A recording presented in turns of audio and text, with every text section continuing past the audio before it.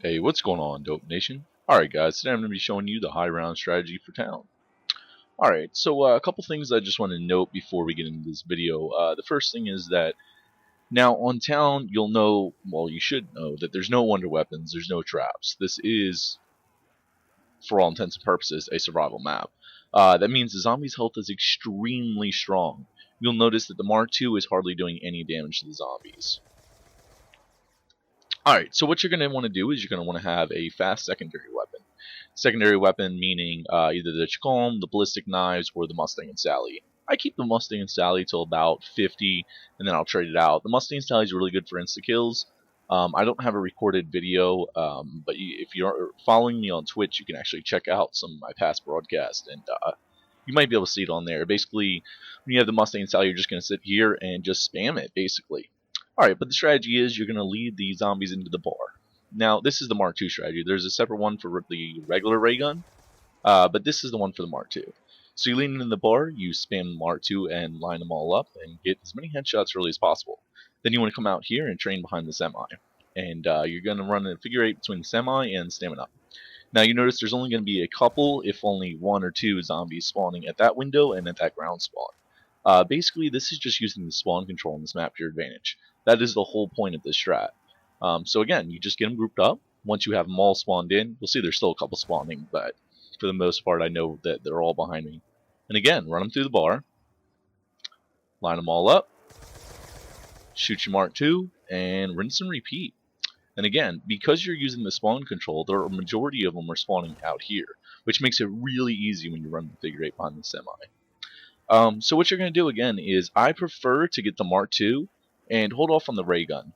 Now the ray gun's really good for the first 40 rounds. After that, it's pretty obsolete. You can still use it, but it's significantly better to get the Mark II.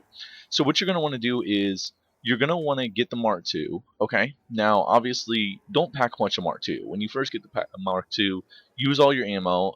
If you just pack a bunch off the jump, you're going to be wasting, all those kills you could have gotten. Use all your Mark II ammo, then pack it. Now, once you run out of your ammo for good, you don't get a max ammo, you've already received your 4 drops for the round, whatever the case may be, what you're going to want to do is you're going to want to EMP the zombies. So basically, you're just going to get all the zombies grouped up, make sure all 24 are there. You might want to throw a Semtex to make sure they're all damaged so you don't get any despawns. Throw the EMP, all the zombies will fall asleep. Now, one thing you want to make sure is that you don't touch a zombie, you don't sprint, and you don't shoot. As long as you don't do any of those 3 things, the zombies will stay asleep. That means you can do your trade out. Now, I'm not going to show you guys what trade outs look like, but again, if you follow me on Twitch, you can just go over there and see some of my past broadcasts. Maybe I'll make one of my town games a highlight. But you're just going to sit there and just keep trading out without touching the zombies and waking them up until you get the Mark II or the regular ray gun. Now, like I said, there is a different strat for with the regular ray gun. Basically, I'll go ahead and show you real quick without actually getting it. So with the regular ray gun, you're going to run around this fire trap, and you're just going to shoot into the horde at their feet. And that's pretty much it.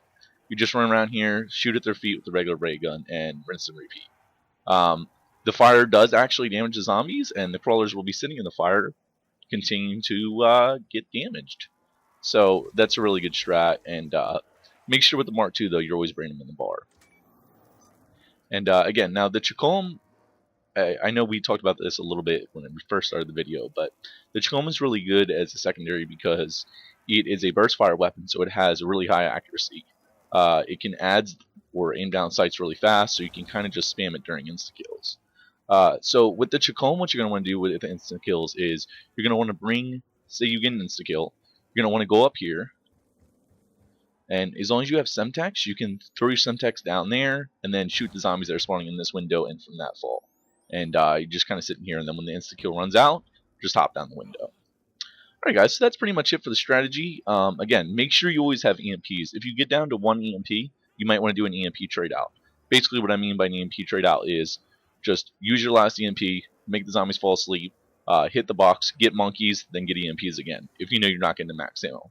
And that's pretty much it for the strategy, guys. So I'm going to go ahead and leave the commentary off here, and I'll leave you guys with a couple more minutes of gameplay just so you guys can fully see what I'm doing here and get a hang of it.